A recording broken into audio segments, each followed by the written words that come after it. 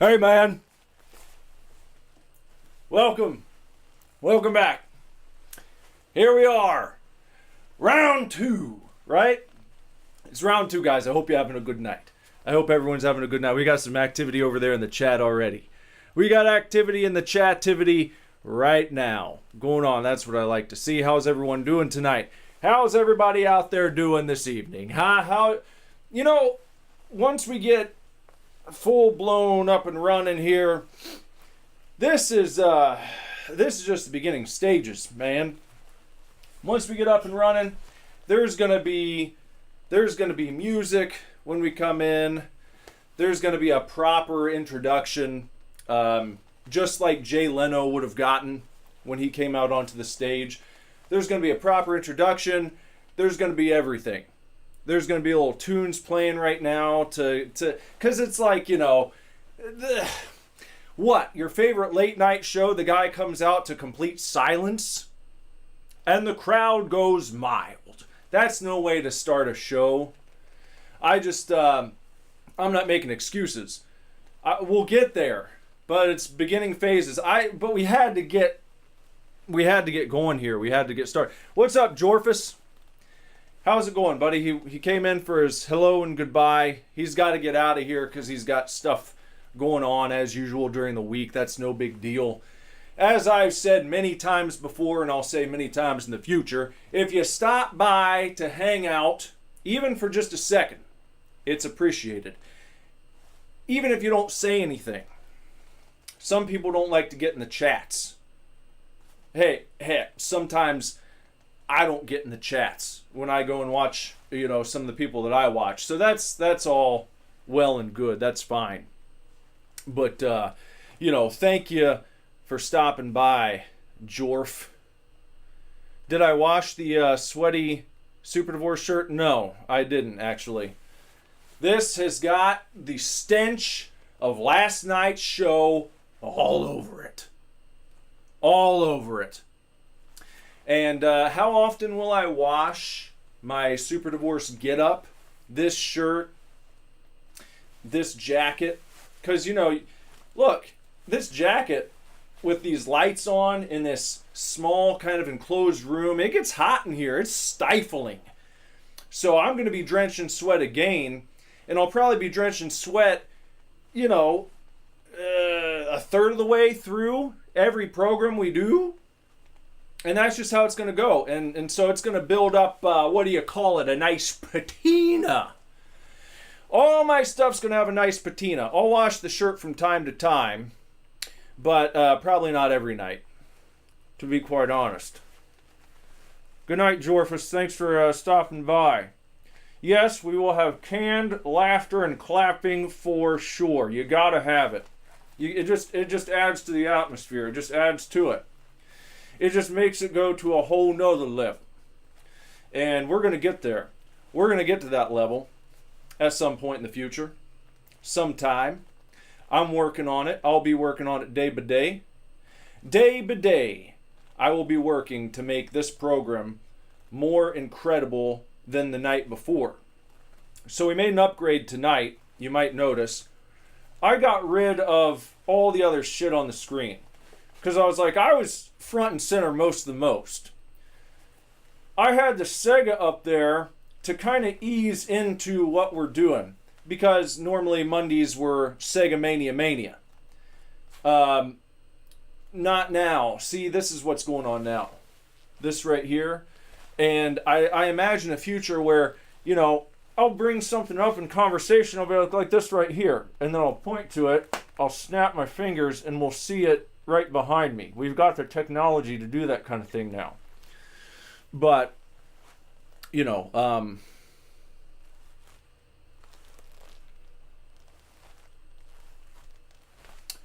but anyway, adding to the program, making it more hip and delightful, right? You got to make it more hip and delightful. You got to add things. So like I said, we added this. We took this that was over in the small corner of the screen last night, kind of like down here. It would have been down here for you when you were watching last night. And we just kind of blew it up wholesale. Because this is where all the action was last night. We played a little bit of Altered Beast, but I was like, you know what? I don't know. I don't know about that tonight.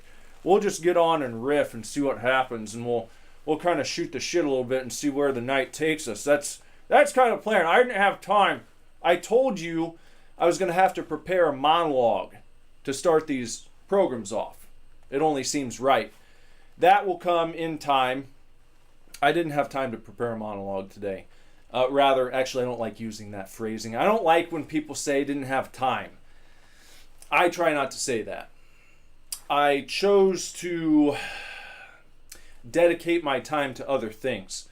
If you're a member of the channel, like a member, you know, like you're signed up for the monthly thing and you're giving me money every month for one of the 3 tiers that we've got here. You know, I recently finished the very first Superdivorce super zine, like an old-fashioned floppy-ass magazine. You know, like, I should have magazines all over the place. I mean, like a magazine. I don't mean a digital zine. I mean a magazine. Mine isn't that big or floppy, unfortunately, but it's still decent.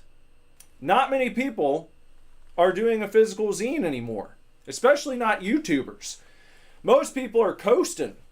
Most people who open up memberships to their channel, they do something digital only. It's like, let me offer you an opportunity to chat with me once a month or something like that. We'll do a members only Q&A session. And I guess if you got millions of subs, maybe that's nice for some people. But look, I'm not going to do that. I don't have I'm talking to you guys right now. Anyone who wants to can talk right now. You know what I mean? So why would I get on here and say, give me 5, 10, 25 bucks a month so that you can talk to me the way you talk to me on all the other live streams? That's crap. I wasn't going to do that, and I wasn't going to lock other videos behind a paywall that are already public. Some people do that. I'm going to open up memberships, and then what are you going to do? Oh, I'm going to restrict access to a bunch of videos that have been free all the while. That's crap too. Didn't want to do that. So we did the first tier where you get access to emotes. If some of you guys can throw some emotes up in the chat, that'd be cool to show off the wares. Like, I think the channel favorite right now is the bricked up face to signal when you're bricked up. That's probably the most popular one. But you got a few to choose from. And as we gain more members, we can add more emotes. YouTube will let me put more emotes in there for people to use, but I got to accrue more members first. It's like they're unlockables, if you will. You get this many members, now you get to add a few more emotes that your channel members can use. Stuff like that. You know, we'll be adding stuff too as we go along. And then, you know, the middle tier, there's a Corn Miser. That's Grandpa Corn Miser there that BJ put up. That's a good one. Another fan favorite. Everyone loves Corn Miser. And why wouldn't you? But the middle tier is the zine tier. That's where you get actually a physical Superdivorce super zine sent to you. When I originally did this, when I had this in mind, I was like, well, I'll do like an old-fashioned, just like computer paper stapled together, like Xerox, very rough around the edges. And then I made one page where I kind of took the design too far. And I was like, well, now I'm going to have to get this printed. I can't just do this because I've already put too much time. I couldn't put so much time into one page and then sort of half-ass the rest and hide behind the idea of it being like DIY. So I took my time, and I think it's a nice production. I think you guys will be happy with it. But if that sounds cool, you can get the zine if you sign up to the channel at the middle tier. And then also today, this is why I didn't get around to doing a monologue, why I didn't get around to making a cool, proper intro, is because I finished the very first cassette tape. What's the cassette tape? That's what the highest tier members get. They don't just get the emotes and the zine, but they also get a monthly cassette tape sent to them. You know, a cassette tape. Not this one. This is John Cougar Mellencamp's album. So I'm not sending you that, but I'm sending you your very own cassette tape, double-sided. There's a song on both sides. It's a single, if you will, but it has 2 songs on it. The first side will feature a demo track that may be on the next Superdivorce album. You know when your favorite bands, like in the lead up to an album, sometimes will start releasing demos? That's like where I am right now. I just finished the first one. It's like the first proper real song that I've written in years. It's crazy to say it, but like close to a decade. That's wacky and wild. But you know, I haven't written new songs for an album since Action Figures, and that came out in 2017. So not quite a decade, but like tiptoeing and tippy-stepping towards it. So finally, I got that first demo track done. I got a cover song done. It's with the cover, like the demo, don't expect like high-end Abbey Road style production. You know, the cover song is going to be rough around the edges, but it's being shared with you. It's something I put work into. It's not perfect, but it is a guitar-only cover of a video game track, one of my favorites, and I did work hard to learn it. It's basically, I mean, it's like a 5-minute, you might as well say 5-minute guitar solo is what it feels like to play it and to learn it. It's not just a bunch of power chords. which will make things easier if I, record and cover pop songs or maybe some punk songs. I'll probably do something a bit easier next time because I feel like getting that song down took me a little bit of time. I'm not like a seasoned guitar player. If people ask me, what are you as a musician? I wouldn't feel comfortable saying, well, I'm a guitar player, actually. You see, I love writing music on the guitar. I love playing the guitar. I like learning songs on the guitar. But I've never been like the guitar player in my band. I've never been the lead songwriter. I've always just been front man, standing here with my microphone, getting all crazy, whipping my hair back and forth, doing stuff like this, doing a little bit of the old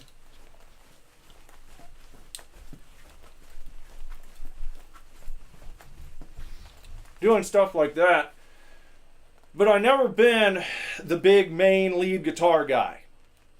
But I try to get better. In fact, no, sorry. Try Hast is out the window. This is do. We're in the do era. We're only hosting now. So which video? VJ said which video? Oh, for the cover song. Yes, I see. Well, I'm not gonna spoil it. I don't want to spoil it. In fact, here's something interesting about that cover song. It's actually a cover song of a cover song. So someone else covered this video game song, and I covered the version that they produced as their cover. So I'm covering a cover song. If that makes sense, if that registers, if you can get that. And it's one of my favorites. It has been for years. And like I said, for someone who's not like a seasoned, I guess I've been playing guitar long enough to consider myself seasoned. I'm just not very good.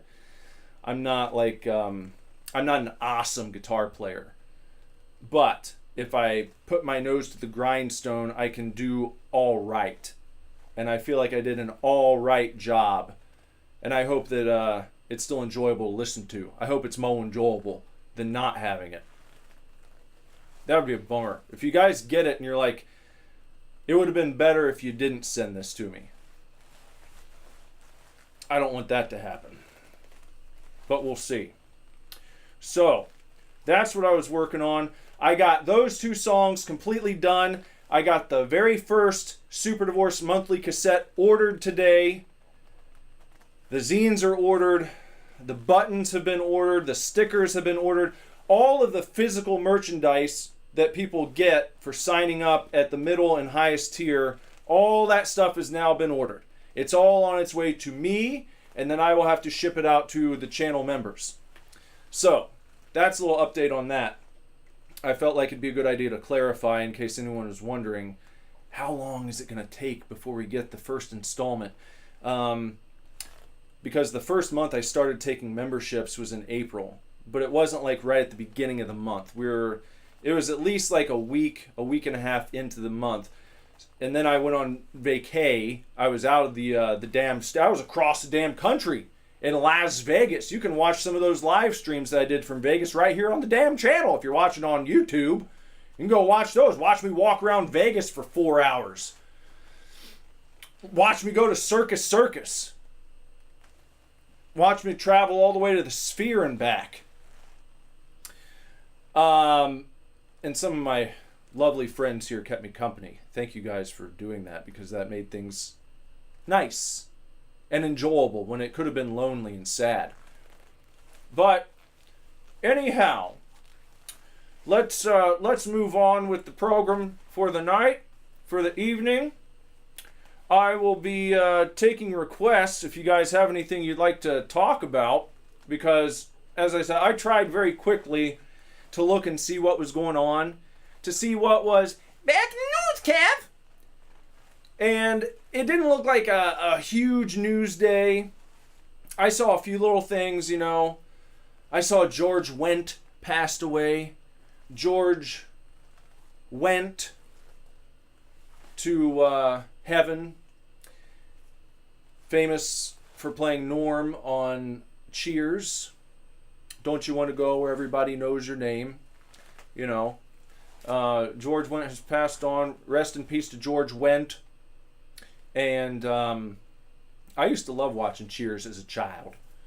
It's a great program. Probably a lot of people now don't even know what it is. You know? Probably a lot of people now are like, what? Cheers? Who? George who? He needs to go where somebody knows his name. We don't know his name. He's too old. What is it, some kind of boomer show? That's probably how people talk about Cheers. A lot of these young whippersnappers out there, they don't know what it was like to get home and turn on the television set and you got reruns of Cheers playing. You know? And you watch what you watch. But anyway, rest in peace to George Wendt. What else did I see? Oh, here's something. You hear about this? AutoPen. AutoPen's in the news. I saw this. You know what AutoPen is? I didn't know what AutoPen was when I first heard it. Apparently, they're saying that former President Biden didn't really comprehend exactly what was going on through much of his presidency. And they're finding that his actual signature was not handwritten on a lot of the shit that he signed when he was in office. It's bringing up big legal questions, not only about the validity of the documents signed by Biden, if you will, but the people behind having him sign those papers and those documents. Who was that? Who was pushing for him to do this and that? Who was using the AutoPen? It's basically, imagine like a digital stamper. You never see those stamps that maybe your boss would have instead of hand writing their signature on every check. You know, when you picked it up from the pizza shop, they just stamped their name on it. They stamped their signature. And you can get that through the bank, you know, and that's all well and good. As long as the person who actually signed, as long as the person who would actually sign your check using the stamp, it's kosher, I suppose. But I think as far as high levels of federal government, supposedly not supposed to do that.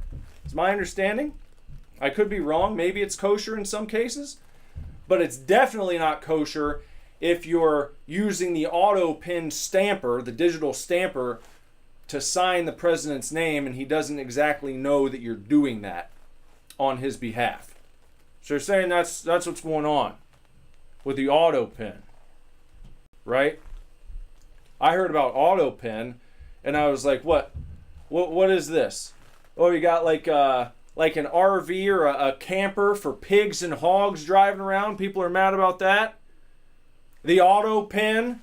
They're driving the AutoPen down the road. You see that? It's like a pigsty on the highway. That's not what the AutoPen is, though. The AutoPen is what I explained there. But, you know, we don't have to get hung up on that stuff. You know what? They're also, well, the people who maybe did that, right? The people who perhaps tricked a sick and out of his mind Joe Biden. Some people are saying we might be looking at a case of treason for some of these people. For some of the bad actors involved. Could be treasonous. It could be treasonous. You know who I think needs to be tried for treason? In fact, if we're going to talk about treason, let me tell you who needs to be brought up on charges of treason. How about the guy who signed off on Pizza Hut switching from hut-shaped stores to a box? They might as well rename it Pizza Box because that's what it is now. They have boxes. Their stores look like boxes. Everyone's store now looks like a fucking box. Everyone. They're all doing it. KFC used to have nice KFC-shaped stores. Now, it's a box. Same with Pizza Hut. And that's not all they did to Hut. You know what else they did? The same guy signed off on taking away all the clear red cups. They signed off on taking away the salad bar. They signed off on taking away the buffet. The lunch buffet. Used to be an American institution, and now you're lucky to find it anywhere. We found one somewhere in, where was that? I feel like it was in Pigeon Forge, Tennessee. They still had a salad bar, and they still had their lunch buffet. But you won't see that very often. That is a rare relic to find. And I'll bet you when you do find it, there is a store manager or owner behind that location who's based as fuck and wasn't willing to give it up. So try that guy for treason. Try the guy for treason who took away the nice stained glass chandeliers, the like kind of billiard chandeliers they used to have at every table, and the jukebox. And they used to have a jukebox. And they used to have one of the sit-down Pac-Man machines that you could play with your friends while you're waiting for the pizza to arrive. If you went after a ball game, if you didn't get there for the lunch menu, for the lunch buffet, you could sit down, you could play Pac-Man with your friends and put on jukebox tunes like Smashing Pumpkins. What's going on over here? Let me see. There's some stuff going on in the chat that I got to take a look at.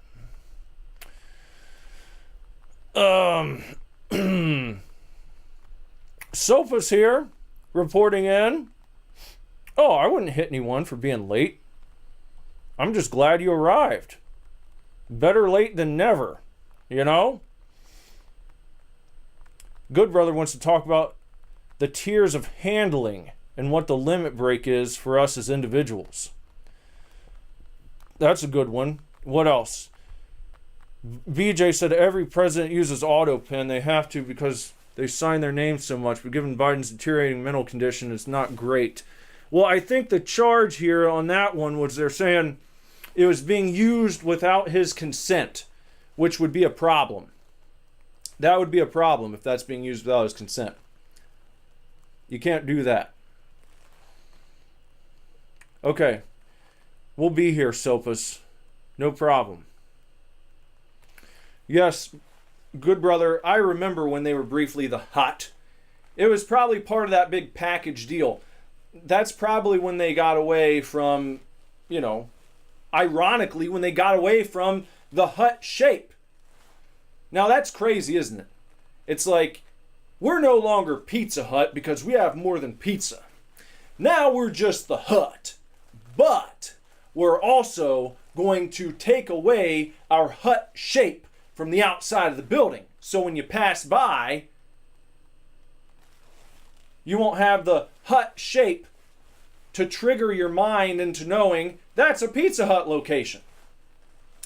That was one of the most memorable things about Pizza Hut. You could see it from miles away. The red hut-shaped roof. And you could see it from all the way down the road. It'd be the first thing to jump out at you. It's like as iconic as the arches. It'd be like if McDonald's said, you know what? No more arches. We're good. We're good on the arches. Yeah, we got more than that. We're about more than arches, and we don't need that. And then they just took all the arches down. Imagine. Why would you do that? Why do you self-sabotage your brand? It takes so long to build up your branding, right? And then one day, they're just like, we're good. I'm good on that. No thanks. I don't need my hut-shaped roof anymore. Get that out of here. Why don't you go and sprinkle that somewhere else? Let someone else have it. In fact, you know what? We're going to vacate the building and let a Chinese food restaurant move right in. And you know what happens?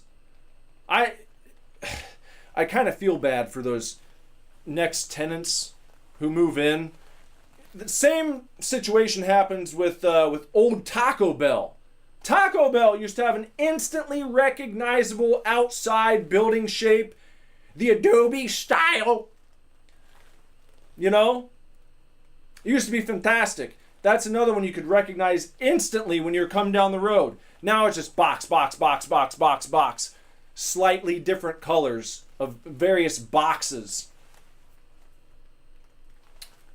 but they did it to Taco Bell. And anytime you see one of these places where they just left the old building because they had to move across the street oftentimes, they broke ground across the street so that some dudes could come and build a box. They leave the old store right over there across the road, and then a Chinese food restaurant moves in. And you like, you're seeing it and you're like, I know what that used to be. That's a Taco Bell building. That's a Pizza Hut. And it makes me not want to eat there. So it's shitting on two different people at the same time. It's like a double shit. And I don't like it.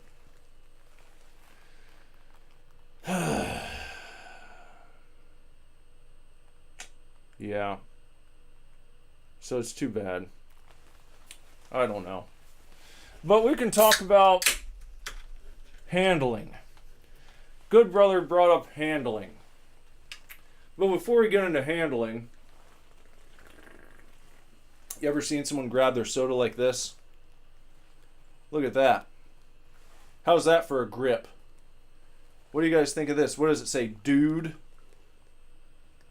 They're trying to be fancy on the cans here. They have to put these little monikers. It's like dude, bro, partner, pal, friend, buddy, guy. All this kind of shit. Share one with your dude. I don't need all this, to be quite honest. I just need, just put your logo on there. It doesn't make me want to drink it any more than I already did. If anything, it turns me off a little bit. But you know what I've got here? I thought that this would be good. I picked up this boom box, this small boom box with a cassette player. And I used to, let's take a little trip down memory lane real quick. I used to love watching a public access show way back in the day. A guy named Mick with an M, not Nick like me, Mick. His name was Mick Lovelace. He did a show out of Fort Wayne, Indiana, called Isn't That Something? And it used to be on, I think, Friday nights on public access in my area. And a buddy of mine and myself, we used to watch this show like every Friday.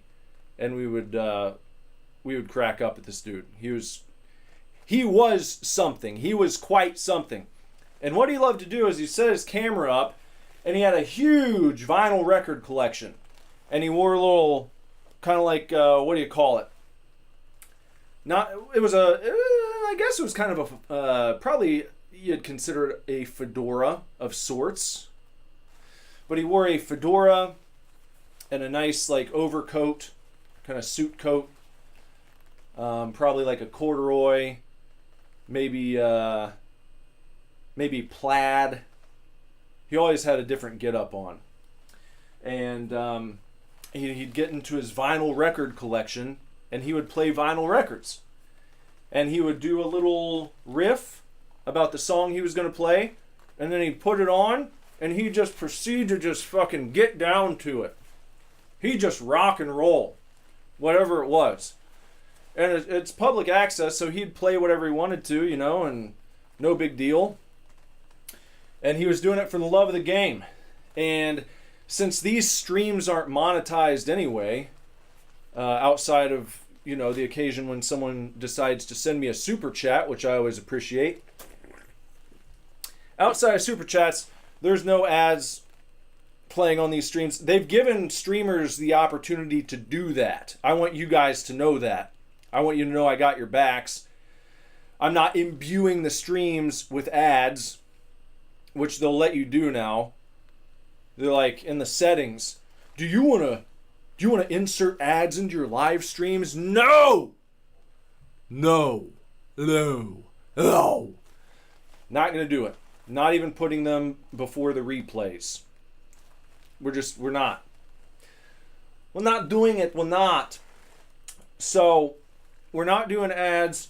I think that I can take a page out of Mick's book and play some tunes in the background. Let's see how it works out.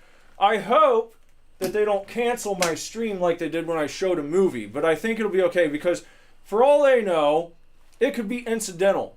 What if someone walked by with a song on, playing on their phone? Some people walk around just playing music on their phone out loud like this. You know, they don't want to put earphones in. They don't want to put on some headphones. They don't want to put in earbuds. It's like, oh, everyone's going to hear my music today. Everyone, hey, listen to what I'm listening to, everybody. It's not rude. This isn't rude to do. Listen to my music, everyone. Don't you like my tunes? It's my soundtrack. I'm the main character.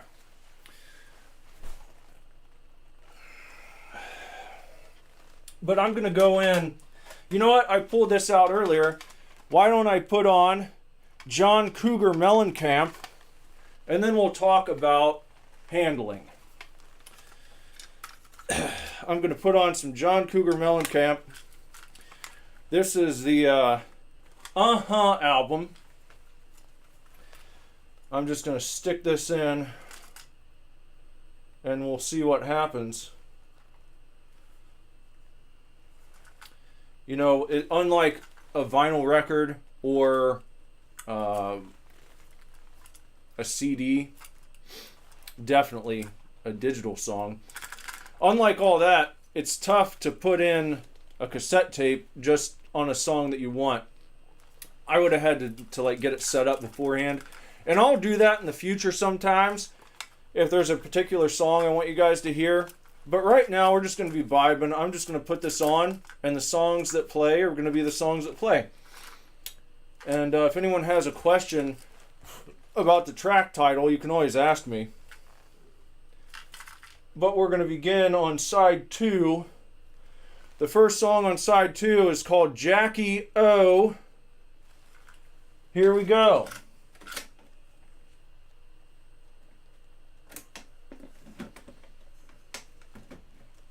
See if we can get this playing. Got the volume. Make sure it doesn't blast everyone. I don't want it to blast you guys.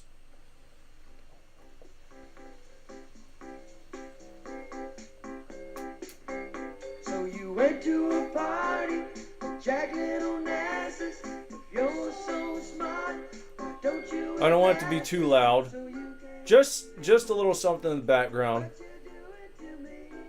Just to make things nice. What do you guys think? Let me know. Should we turn it up some? Up? If I was talking to the sound guy. You want it up? Down? Are we good? Right there? How's the ambiance? Because that's really what I want. I just want it to kind of like... I want to be able to just kind of like lay back into it a little bit. Just have it right there. Just kind of caressing us. Just kind of petting our heads. Just kind of like that. Let me know if that's kind of the vibe you're getting. Up a scooch.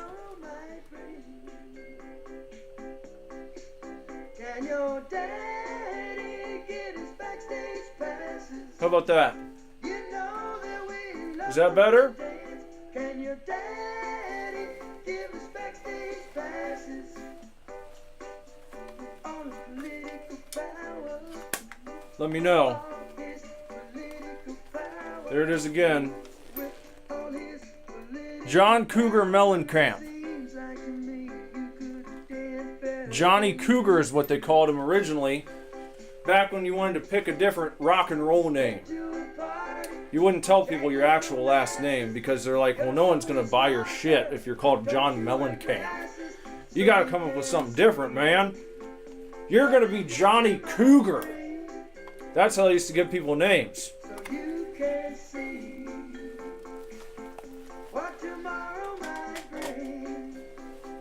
But handling. Different levels of handling in life. Yeah. We don't want to overdo it. I just want to keep a nice groove going. Just keep it nice and simple. But what are we going to talk about? We need to talk about handling. No one likes to be handled. Some people claim they don't care. I know someone very close to me who claims to not care about being handled. But you know what? Jess, I saw it. I saw it. I saw your buttons get pushed at WrestleMania when Stone Cold Austin came out, and we ran out in we were getting concessions, or we were looking at merch. Well, we got a new tune playing here. This is Play Guitar. That's what I was doing earlier today. A little bit more of a bopper. So, when Stone Cold Austin's music hit, let me turn down a little bit so I don't have to shout too much. When Stone Cold Austin's music hit, and we were out in the concessions area with many other people, everybody ran through the tunnel out into like the arena space where you could look, you know, where you'd go to your seats. And everyone's standing up at the top of the seating area. Kind of where all the handicap seats are, but standing back behind the handicap seats, not blocking any of the handicap people, not harshing their buzz, not tipping them over in their wheelchairs and rolling them down a hill. We weren't kicking people down the stairs or anything. People just wanted to see Stone Cold Austin at WrestleMania. And so, everyone's standing there huddled around. We wanted to see Stone Cold. He came out on the four-wheeler, vroom, vroom, vroom. You know, he crashed into the barricade, knocked that lady over, knocked her beer down. It's fantastic. It's good shit. But all the while, this lady came over, one of the stadium workers, one of the security people, as if she's providing security for anyone. She's like a 5-foot squat lady. Hey, I mean, it's like a little kid yelling at you. You need to go back to your seats. You know, and she's yelling at Jess. She's yelling at Jess. And she's yelling at everyone. Everyone, go back to your seats now. You can't stand here. And it's like, Stone Cold is out here, lady. I'm not leaving. I literally told her, and Jess got in the lady's face too. Basically told her the same thing. Told her to buzz off. Like she's a little fly or a mosquito that landed. And you ping! And that's what it felt like, and that's what we did. And guess what? If you tell these people to go fly a kite, that's about what they do. You know? They come over, they try to handle you, they try to assert that authority that they really, really only have if you comply with their horse shit. Because you can push it pretty far. I'm gonna be honest. You can push that shit pretty far. You stop when it's like, alright, well, I'm going to get the police. Then you probably are like, alright, fine, fuck you. But, if you're not doing anything crazy like that, like what are you going to do? By the time if she even said, I'm going to get the cops, fucking go for it, man. Go for it. While you're off somewhere trying to flag down a police officer, I'm going to be watching Stone Cold, and then I'll fucking leave before you get back. So go for it, dude. That's how I feel. And if you just use that assertiveness on these people, they buzz off. That's exactly what happened. She eventually got butt hurt, and she just kind of put her head down, and so that's what you got to do. You got to stand on business. Jess stood on business that night. She reached her breaking point. She was not going to be handled by that lady. I wasn't going to be handled by that lady. There were other people who allowed themselves to be handled by that lady. You know, imagine being one of those people for the rest of the night. How would you not get that out of your head? I caved and got handled by the 4'2" security lady. By the elderly 4'2" security lady who is pointing her finger at me from the ground.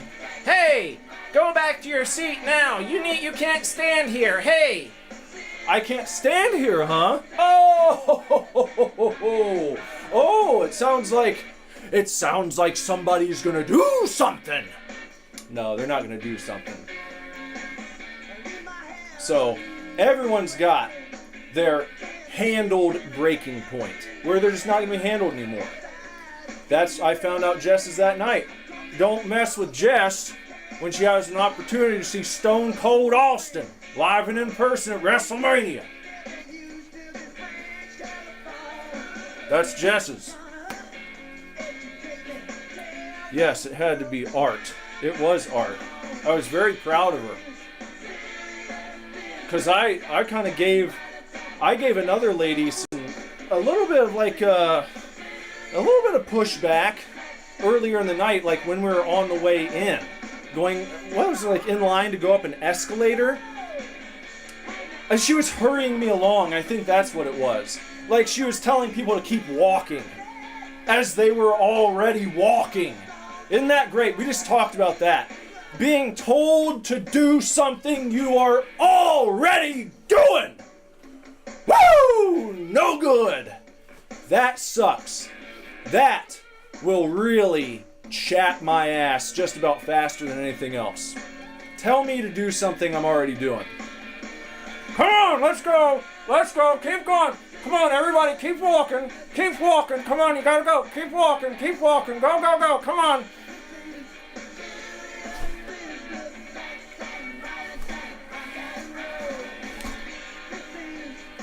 That's how I feel about that shit. Oh, keep walking. Come on. They're doing the little fucking swingy motion with their hand. Keep walking. Keep walking.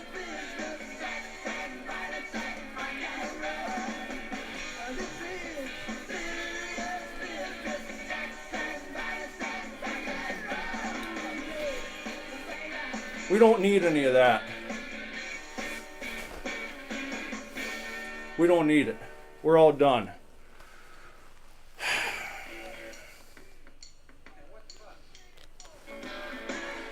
Yeah, basically.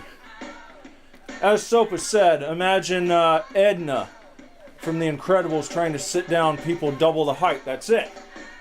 You can't take it seriously. Don't take it seriously. Push back. And use common sense, man. You know what they always talk about? They always talk about fire code. Can't stand here, fire code. Can't stand right here, it's a fire code violation. As if Fire Marshal Bill is gonna bust in any second and shut the whole venue down in the middle of WrestleMania. Oh God, if you stand right here, the fire marshal's gonna find out and he's gonna shut down WrestleMania.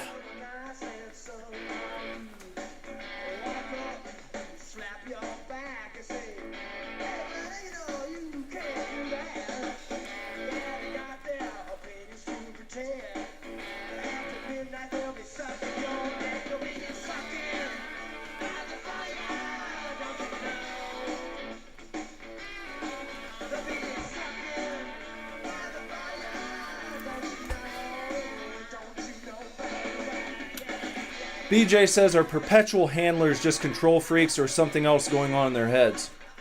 Well, in the case of people, at venues and such, like that, like we're talking about there, people at venues, those people, I think that they get that job, and if any part of them is control freak-ish, they just crank it up to 11. The job will bring that out of people. If they're a control freak in their everyday life and no one gives a shit, I feel like that's probably what it is. No one gives a fuck about any of these people because they're like 3 foot tall and they're very loud and obnoxious and people just ignore them or kind of do the like Chris Kattan in Night at the Roxbury, when he just like slaps the lady's face away, they do that. But when they put that uniform on, well now I'm somebody. Now I can order people around. Now I can make people listen to me, and if they don't, then I'll have them kicked out. And that's what they do. They use that threat. And it goes to their heads. Like I said, it gets cranked up to 11. And there you go. So, that's what happens with that, I think. Because you notice not every security guard is an asshole. Not all of them act that way. But the ones that do are usually like the tiny, squat ones who look extremely feeble. And like, you know, again, like you just give them the old flick and they go flying across the arena. That's who likes to rile things up. Yeah, as Good Brother says, handlers are the final boss of hall monitor from junior high. And Sopa said the Chihuahua trying to kill fucking bunch of pit bulls. Yeah, it wouldn't work. It would never work in the animal kingdom. It only works in the human kingdom because we have this kind of like orderly society, and I get it. We got to play along sometimes. You got to go by the rules. But sometimes the rules need to be broken. Like the case we were just talking about. You pay, whatever, hundreds of dollars at least to get into a big show like WrestleMania. And you get a once-in-a-lifetime opportunity. Maybe the last time you ever see a guy like Stone Cold Austin at WrestleMania. You hear that glass shatter? I mean, everyone just fucking hauls ass. Because they've got to see. You want to see Stone Cold come out. You got to see him come out. The entrance, down the ramp, whatever he's going to do afterwards. You never know. It's Stone Cold. Stone Cold! Stone Cold! Stone Cold! You got to see it. That's a time when you should know as a security person, okay, I'll let these people have their fun. That's my job right now. My job is to make sure that things don't get out of hand. I feel like that's what a proper, sensible security guard would say to themselves in that moment. What's my job? I gotta try and keep order here. I gotta try and keep people safe, but I also have to read the moment. Are these people like locked in? They're really excited about something. They want to see this. Okay, I'll back up for a few minutes. Now, when this segment's over, I'll kind of come over and say, all right, guys, if you can move along, thanks, you know. No problem there. No problem with that. Totally get it. If you stay and you linger too long, I would totally expect someone to come along and be like, hey, do you mind? We're not supposed to have people standing here. Is it so difficult to talk to people with that tone? Is it really that tough for some people? I guess it is. But you know what I mean? It's crazy how different a reaction you can get from people if you just change the tone a little bit. Change the tone.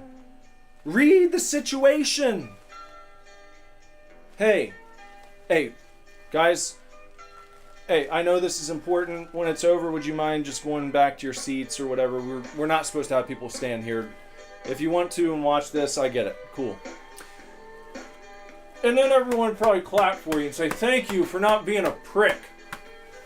Thank you for knowing a little bit about the people that you are policing tonight. You know what I mean? But that's a little bit about that. Let's see. Let's maybe go with some different tunes here. As we let's anyone else got anything on the plate, on the boilerplate? Anyone see anything in the news? What's going on with everyone? Any other good news happening? Anything we should be paying attention to? What's on this one? No, I don't want to do that. I'm trying to find something else to throw in here. Let's see. What can we do? Here's a good one. I think this is a good one.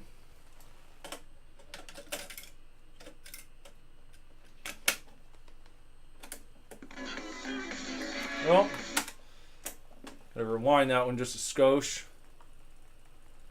Soap is back, gonna eat some Chinese food. Sounds good. We were just talking about Chinese food. I was talking about the Chinese restaurants that move in to like the old Pizza Hut and how it makes it difficult for me to want to eat there. Because I know what it used to be. And it's like, if you're just taking over the old hut, you may have good food, but you're fighting swinging up. You know what I mean? I'm coming in admittedly punching down with my opinions, because it's tough to put that out of my mind that a Pizza Hut used to be here. For some reason, it's Pizza Hut, it's Taco Bell. If I know that like a famous restaurant used to be in that spot, I have a hard time being like, well, yeah, I really want to try this place now. That's in the old Taco Bell.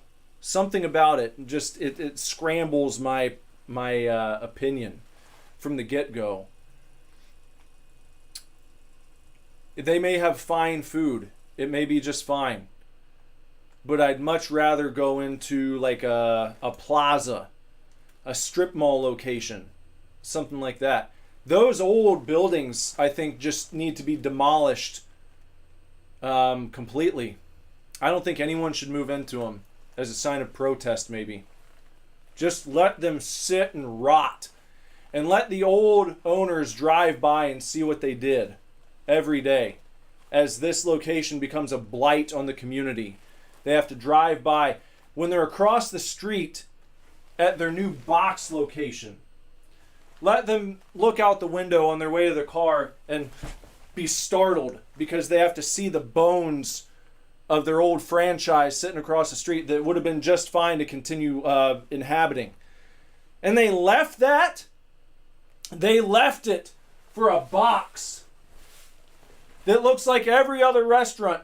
Why did they, who's leading this charge? I feel like there's something nefarious behind it. You can call me a conspiracy theorist. They're all right anyway. But, you know, what the shit? Why do they do that? What's the point? Anyone know? Where did that come from? Who started that trend? Let's put everything in a little box and make it all look the same. I feel like companies used to fight tooth and nail to get that that identity drilled into people's heads, to get that branding. You know why they call it branding? Because you would use a branding iron on cattle to mark them. Your brand. And they used to do that in your mind. They used to brand your brain with advertisements and with certain structures, with buildings, with logos, with interior decor. And they threw all that away. So everything would look samey, samey, samey. What happened? Why did you do that? I don't want it to do that. Why would it do that? That's crazy. That's crazy stuff. Let's try again. You know what I'm saying? Isn't that wild? You go back and you look at McDonald's from the 80s, 90s, even the early mid 2000s. It seemed like fun was on the menu. Same with other places. Fun was on the menu. Even places that didn't necessarily like push the kids meal angle, like a Taco Bell. Taco Bell interior from the 90s is like unstoppable. The purple, the teal, the cushions, the padding that they had on the seats and at the booths, the way the tables looked, everything had personality. And somewhere along the line, all these people conspired and they're like, you know what? society needs all personality drained from it. We need to drain society of its personality in every way possible. We need to flatten it. We need to fucking flatten it. Society needs smashed down and flattened. And to those people, you know what I got to say to those people who thought that was a good idea? Kiss my butt.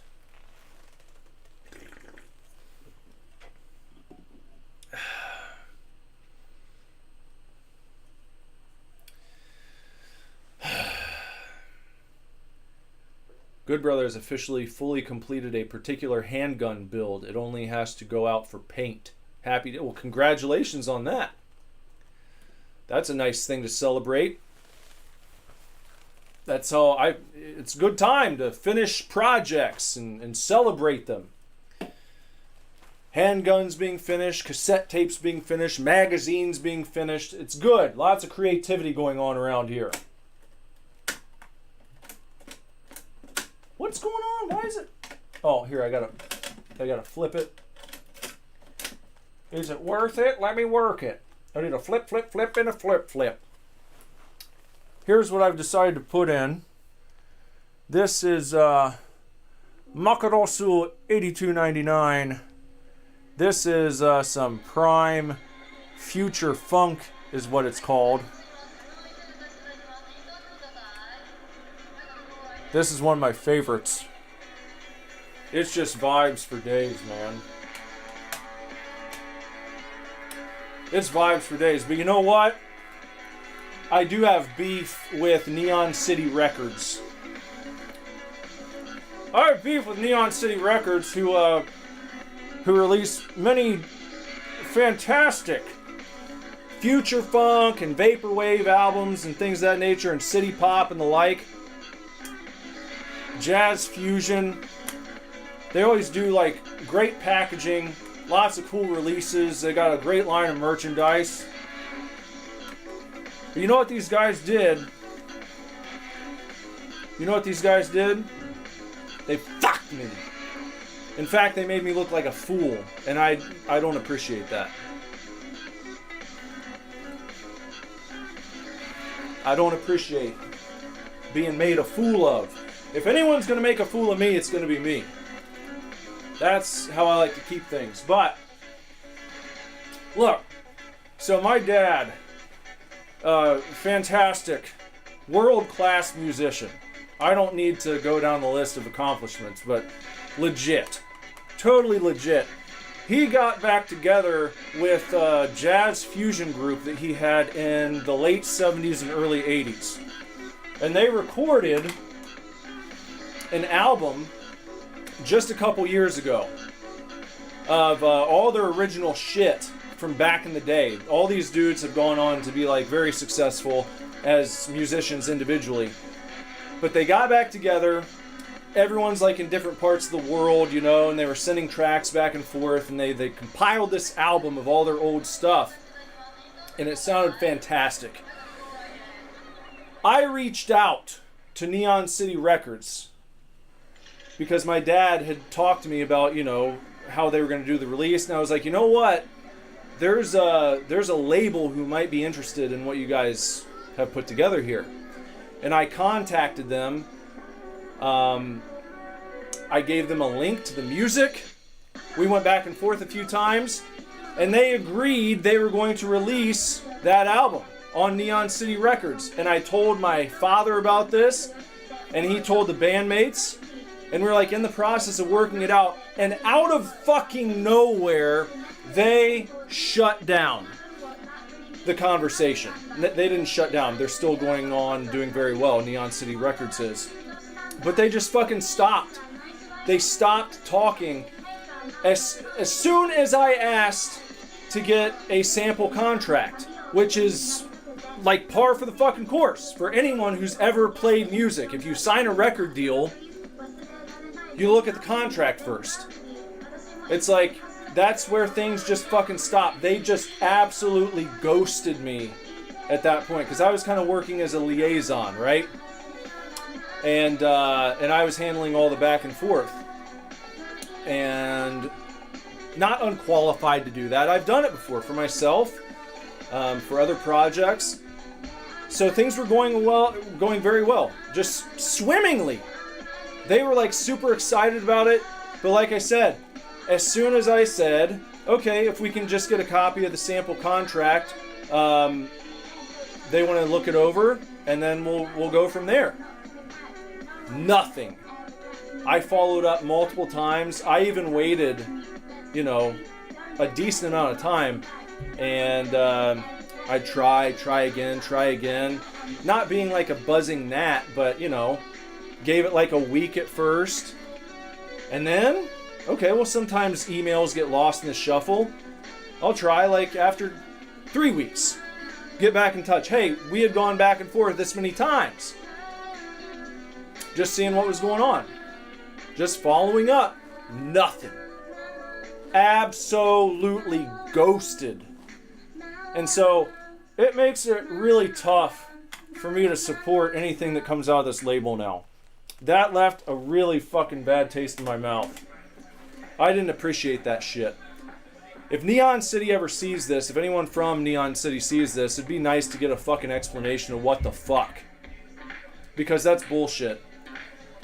It's not like, they've got just like oodles and oodles of albums in their catalog. So it's not like they never worked with musicians before. I just have no idea what happened. It was maybe one of the most unprofessional things that I've ever seen happen when dealing with people in music. Really fucking weird.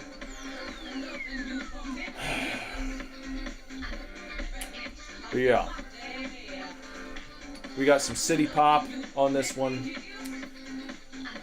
Turned into future funk, I guess. A lot of future funk is based on city pop, sample city pop songs. If you're not familiar with city pop, it's kind of like Japanese pop music from the 80s. Really kind of glorifying those times in Japanese culture where they were like skyrocketing. Life in Tokyo, big city life. It kind of has that vibe to it. Very similar sound across a lot of those albums, and I love it. I love it. Probably the most famous city pop song is Plastic Love by Maria Takeuchi. I've got that over here. This is the album it's on here. That's a great one. I don't have a CD player hooked up, but, good shit. Really good shit, man. Look into it if you haven't. And I don't even care if you check out Neon City. I'm not saying, because there are a lot of artists on there who deserve to be supported. And that's what sucks. It's like, fuck Neon City, but also there's good music and there's musicians involved who've been released on that label who had nothing to do with their shady business practices and their unprofessional horse shit. So on one hand, fuck them, but on the other, to a lot of the music that comes out of that label. And a lot of the art. A lot of fantastic art on the albums, on the cassette tapes, on the t-shirts they do. They've got a good thing going on, I have to admit. That's why it was exciting. I was like, yeah, man, you guys, I thought you might be into an actual legit late 70s, early 80s fusion album. It's right up their alley. It's the shit that a lot of like new music producers are doing today to try and fit into that niche. And here I was with like, here you go, guys. This may be like the first album of its type that you guys could put out. A legit fusion album from the late 70s, early 80s. A legit version of the stuff that a lot of the newer people are emulating. Not saying there's anything wrong with that. I'm just saying I would think it was cool if I ran the label and someone came to me with that offering. Which they did think it was cool initially. That's what's so fucking crazy. So weird.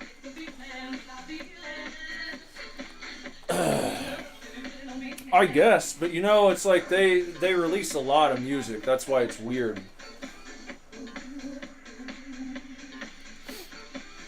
But it's strange. Here's the strange thing: is their initial back and forth was not one of like, oh, well, maybe we'll kind of like think about it. It was one of like, oh, hell yeah, this is awesome, sounds great, we'd love to do this. And to go from that to not even bothering to write back and say, well, actually, we're not interested right now. I mean, here's the thing. It went so far as to get a sort of tentative release window. Like, they wrote back and said when they'd like to release the album. I mean, it was really like the gears were turning. The ball was rolling. And then, whatever, what are you gonna do? Just gotta roll with the punches, man. You gotta roll with it.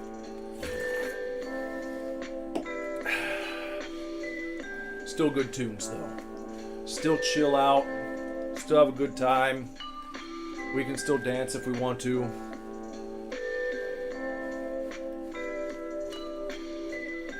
So, we've talked about handling. We've talked about food and old locations of restaurants. And we've discussed a little bit of what's been in the news today, haven't we? You know what we need to discuss also? I think what I'm going to do, as far as start time, is push the start time of this stream back to a more traditional, like, late night start time. Probably closer to like 11:30. Hopefully that doesn't harsh anyone's buzz too much. But with trying to get the stream going at 10 p.m. every night, I thought it would be enough time in the evening to like get through dinner and get the kids settled and all this kind of stuff, but it's kind of cutting it close. It's still cutting it close. So this reset, if you will, this great reset gives us an opportunity, I think, to push the time back a bit. And hopefully that's okay. Hopefully like 11:30 is still cool. Hopefully that's kosher. I know plenty of streamers who start a bit later. What are you saying? No more Freddy? No, I never said we're not going to ever do Freddy again. I mean, I went a long time without doing Freddy. As I think I mentioned in that video the other night, when I played through the original FNAF the other night, it had been, what, did I say 4 years? Almost 4 years since I had played it. So I don't have to go that long. But I think it'd be fun to go back through and do the entire series with commentary.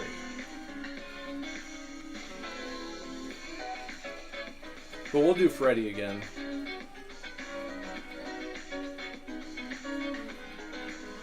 I'm not sure when, though. I'll let you know.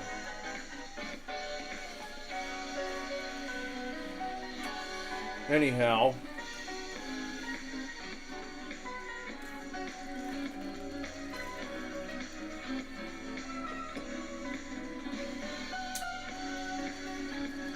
What do you think is going to happen with this Prom Queen movie?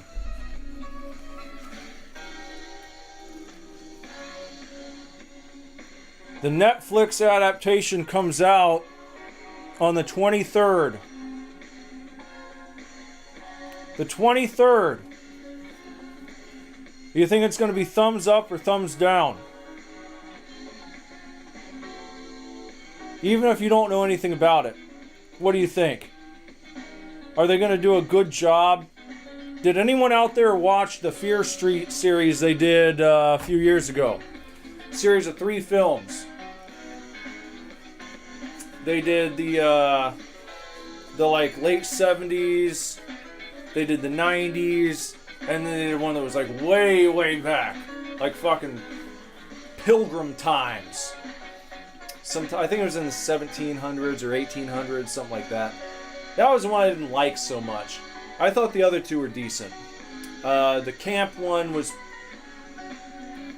that the best one? With Sadie Sink, Max from Stranger Things. I thought that was pretty good. I also liked the 90s one, but I didn't like the main chick. She bothered me.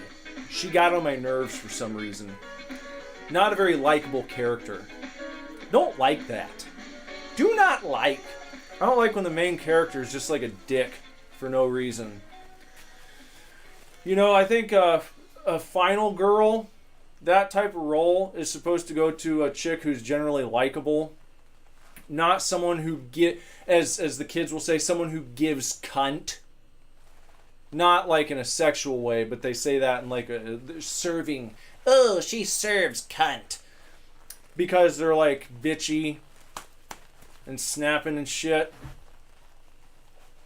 Like that kind of deal. I don't think that that's a good demeanor for a final girl. I just don't like it. I like someone in the style of like your Jamie Lee Curtis. In the style of your Neve Campbell as Sidney Prescott. Perfect final girl. Sweet, down to earth, chill, but also capable of turning up the heat and becoming a badass when she needs to. She didn't have to be a bitch all the time. She didn't have to have that eyes glazed over, like disinterested with everything, just barely there, kind of wafy, except when they snap into existence to be a bitch. I don't like that personality. It doesn't do anything for me. I don't know when that became like the thing.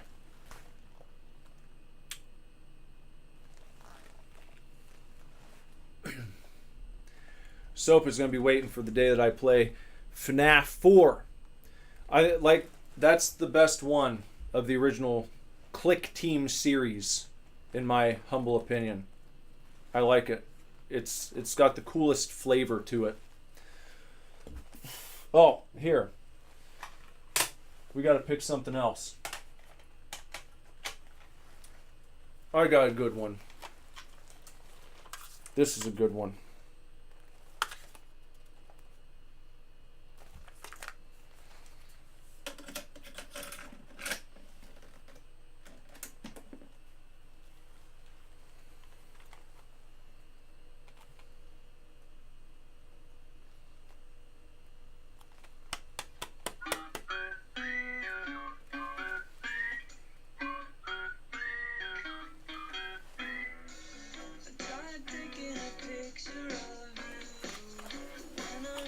Everything Will Be Alright in the End by Weezer. My favorite band of all time. In case you were wondering, Weezer is my favorite band ever. This album is very special. This came out, what year was this? Gosh.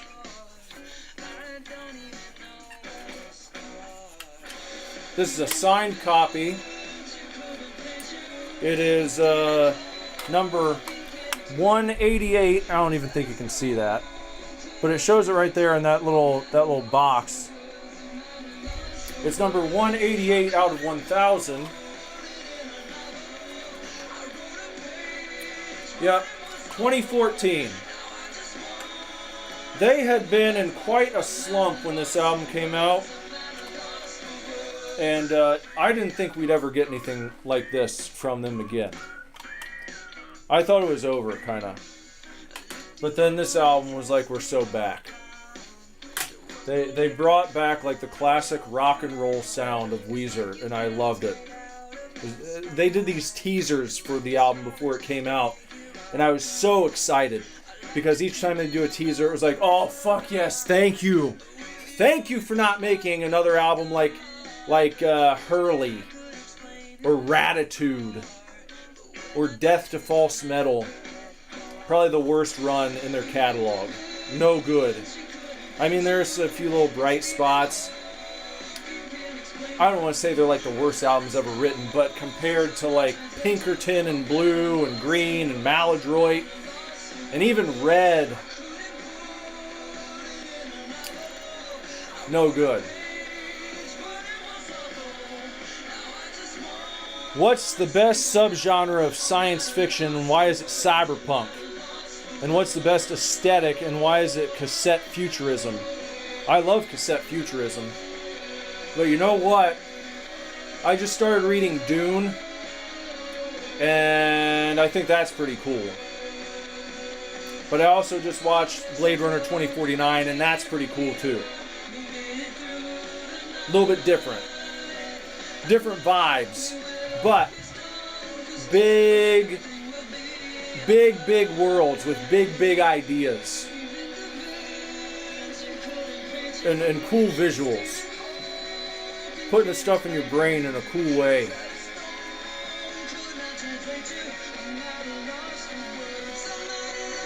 Sofa says, I don't know a lot about classic bands, but I got one favorite song. It's called 20th Century Boy from T-Rex. Just started hearing it because of a manga called Almost the Same Way. And BJ says space opera is cooler than cyberpunk.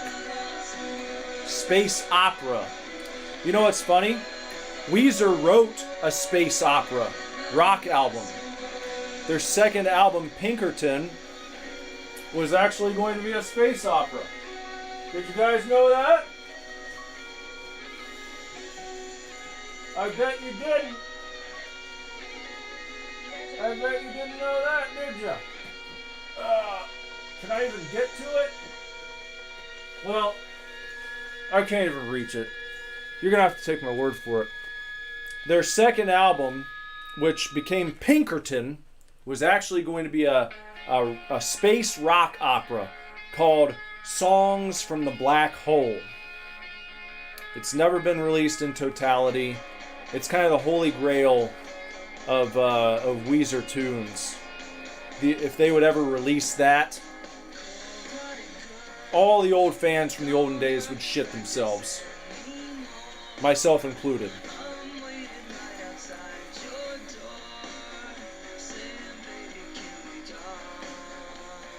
Good Brother said BJ's a liar. He does not agree that space opera is as good as cyberpunk. What if you mix the two? I love this song because it has Bethany Cosentino from Best Coast.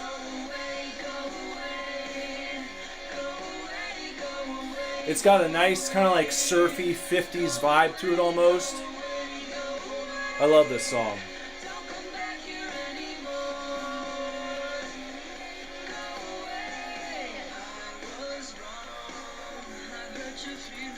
Jude Brother lies. What's your favorite space opera then, BJ? Space opera. Would you consider space punk or cyber opera? Space punk. I feel like that would be a good way of describing Cowboy Bebop. Space punk. What do you think?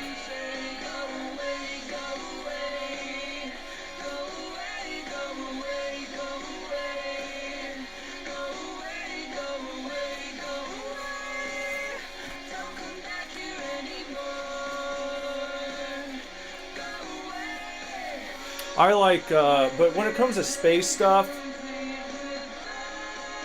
I've said this before. I'll say it again many times. Space Dandy is better than See a Space Cowboy. Space Dandy is superior to Cowboy Bebop. Sorry, not sorry. Maybe a hot take. Don't care. Long hair, don't care. You got problems? You can go off with the lady from the security group at Allegiant Stadium. You guys can go fly kites together. I don't care. I don't want to hear about it. Space Dandy is the GOAT. Don't at me. Just like they said right there, go away and don't come back. I don't care. I won't hear about it. You won't change my mind on the matter. Ain't gonna happen. I've seen both all the way through. I don't care. I like both of them. Cowboy Bebop is fine. It's actually really good. I would even say it's great. It's just not as great as Space Dandy.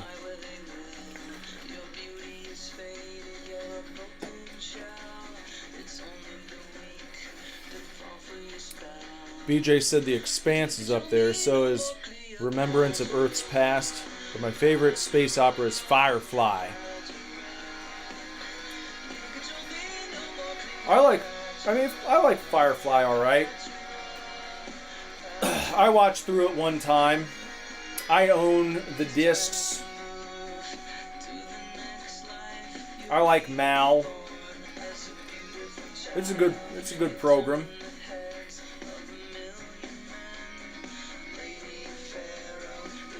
You got it, Sofas. BJ says Bebop gets an honorable mention. I think that I'd put Bebop above Firefly. Personally, that's how I feel. Good Brother said Joss Whedon's a hack. Nah, not his early stuff. Buffy's good. Actually, like I love Buffy, the movie and the show. All fun stuff. Great stuff there, in my opinion. Firefly is good. I mean, even the original shit that he worked on at Marvel wasn't too bad. Nothing like it is now. Tell you that much. You know what I'm saying?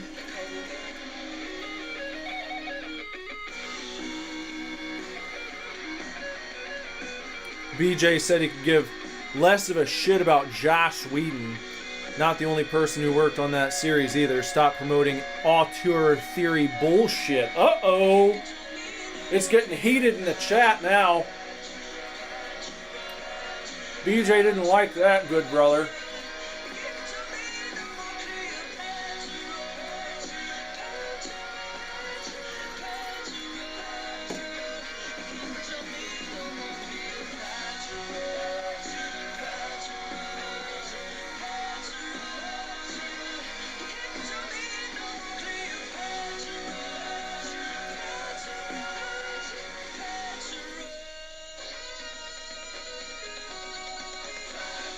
$15, $20, $25, $30, $35, $40.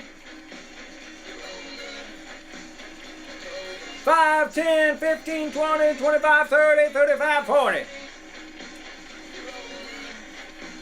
Been colder. What time? Well, guys, we're winding down here. I'm about at the end of my soda. I think I'm probably going to finish this up and head on out for the night. Tomorrow, I want to remind everyone, come back at 11:30 and be looking for what we do differently. What's the upgrade going to be tomorrow? How are we going to push things forward tomorrow? Tomorrow, I plan to come out of the gates with a nice bit of shit to talk about. You know, I'll be browsing the news all day for good tidbits to discuss. And then we'll be checking out the scene. We'll be scoping the scene. Maybe we'll have some more stuff going on back here. See what else we can add to the mix. It'd be nice if we can have the intro nailed down by tomorrow. You know, I got lots of ideas going on up here. We're gonna check it out. But every day we're going to be taking steps forward until we're firing on all of the cylinders. But the next order of business, like the next big order of business around here, is getting this Superdivorce video underway in earnest. I've already done all the playthrough. I've got all the footage I need. But the Superdivorce video for Strawberry Shortcake, the Sweet Dreams game, this is the next big project. Getting this going and getting it taken care of and up on the channel. In my mind, I'm thinking I want a new Superdivorce video like every 2 weeks. That's how I'd like to do it moving forwards.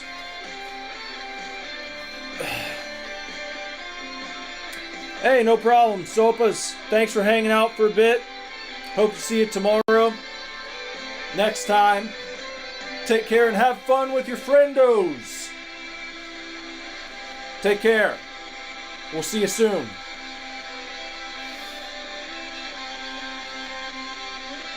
Be good. Do a good job. Have fun. Have fun. That's the most important thing when you play with your friends. Have a good time. You know?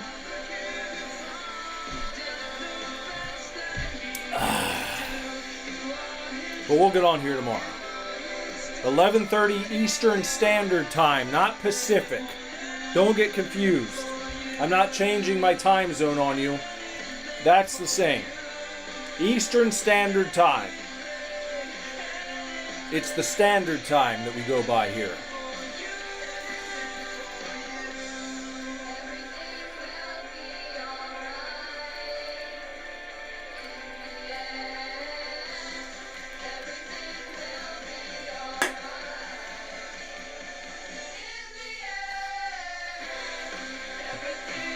I have some Tom Cruise footage to show tomorrow. I do know that. I didn't get it all lined up. But I've got some good Tom Cruise footage to show. I talked a little bit about it last night. I'm going to show you some tomorrow. We'll probably put it right back here. Isn't that cool? We can put it right back here. We can get Tom Cruise right up here with us. It'll be badass, man. It'll be fucking badass. And we'll have him right here with popcorns lined up. I'm going to get footage of Tom Cruise calling a guy out for finishing his popcorn before the movie even started. I'll have that footage for you tomorrow, right up here on the big screen, on the heart screen. All right?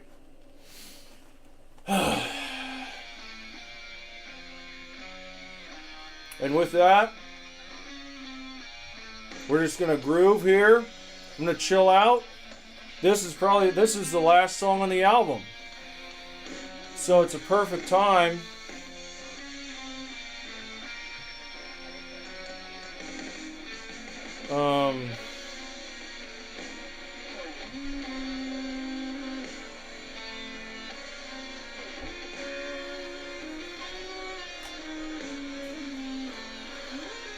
it's about time to head out.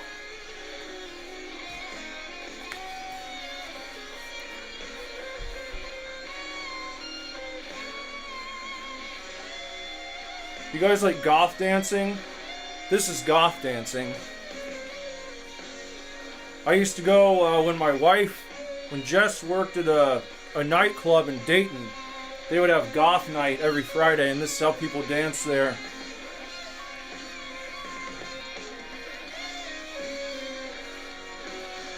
This isn't really a goth song, but you can still goth dance to it.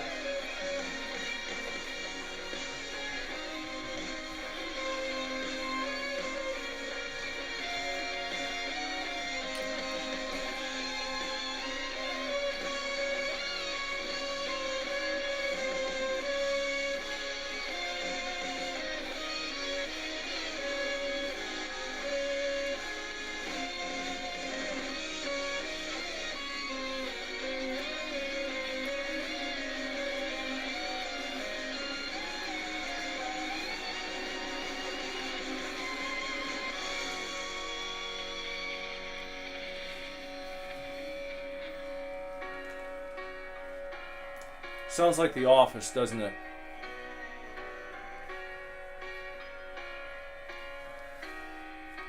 What's up, cool dude? We're just about to head out. We're just about out of here. When this song's over, we're heading out. This is about to play us out for the night. You'll have to go back and catch the replay.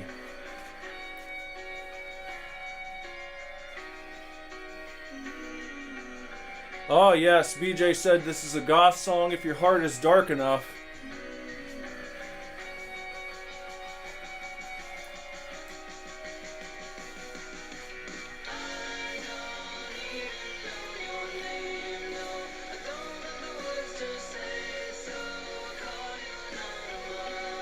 I'll call you anonymous. It's not about the hacking group, though. It's not about Anonymous the hackers. No relation.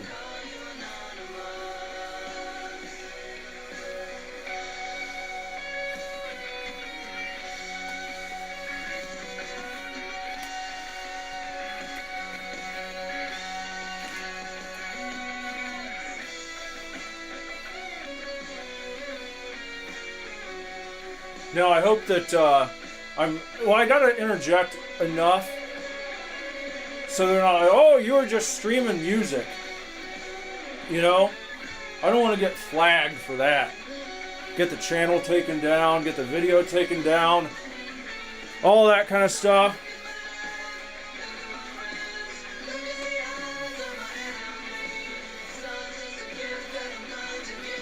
Super cool saying, stay, please. I'm sorry. I'm sorry, I've exhausted all my content for the evening. I don't want to sit here with my thumb figuratively up my butt. I've got stuff to work on. I got to make the show better for next time. I got to get the intro. I got to get intro music. I've got to get footage for back here. I said tomorrow night we're going to have Tom Cruise up here. We're going to show Tom Cruise at cinema talking to AMC employees. We're going to show him with a bunch of popcorn buckets that he probably bought for everyone. We're going to show Tom Cruise discovering that someone at the theater had eaten their entire commemorative tub of Mission Impossible popcorn before the movie even started. And he called him out for it. We're going to show it right up here tomorrow. We're going to show it tomorrow. Well, look at it this way, super cool. At least you got to stop by for a few minutes. And you can always go and watch the replay. And you can leave a comment or something, you know. But tomorrow and every night moving forward, Monday through Saturday, we're going to be doing this at 11:30. We're going to start at 11:30, more traditional like late night TV show time. You know, like I said, I'm trying to follow in the footsteps of Jay Leno. So we're going to start the program more like 11:30. 11:30 or some change. 11:30, 11:35-ish. Just be here at 11:30. And that way you don't miss anything. And the allotted time is probably going to be, let's say, an hour and a half to 2 hours long. Hour and a half to 2 hours.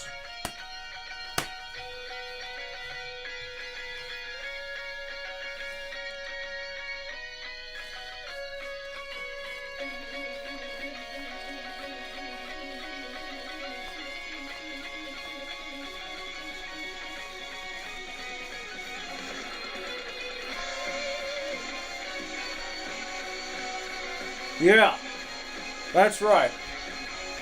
11:30, live on Twitch, live on X, live on YouTube.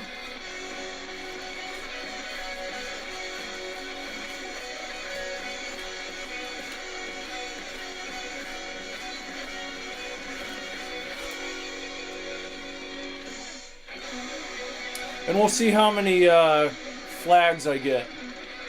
I played a good deal of music tonight. I'm interested to see how much YouTube picked up on. Twitch doesn't really seem to give a shit about that stuff. One thing they've got going for them. They're not pussies about songs playing and stuff. YouTube really is. Really awful about it. Twitch and X don't really seem to care. But, you know. Alright, guys. If you're free, come on back tomorrow. Bring some friends with you. You know? Let's grow together. Bring all your buddies by. Bring your friends, your family. Come and stop on by. Who are they watching? Who are they watching? You guys know who your friends watch. But you got to be like, hey, I know you like so-and-so, but are you watching Superdivorce? You're not. Well, come hang out with me at 11:30 Eastern Standard Time. Get them over here, man. Enough's enough. Stop horsing around. It's a big place that we've got here. We can fill this place with so many people. Bring them on in. It's a party, man. It's supposed to be a party atmosphere, man. And people can come in. They can talk about whatever. They can request talking points right over there in the chat. Bring them by. Be like, you're not watching Superdivorce. What? Who are you? What are you, some kind of dork?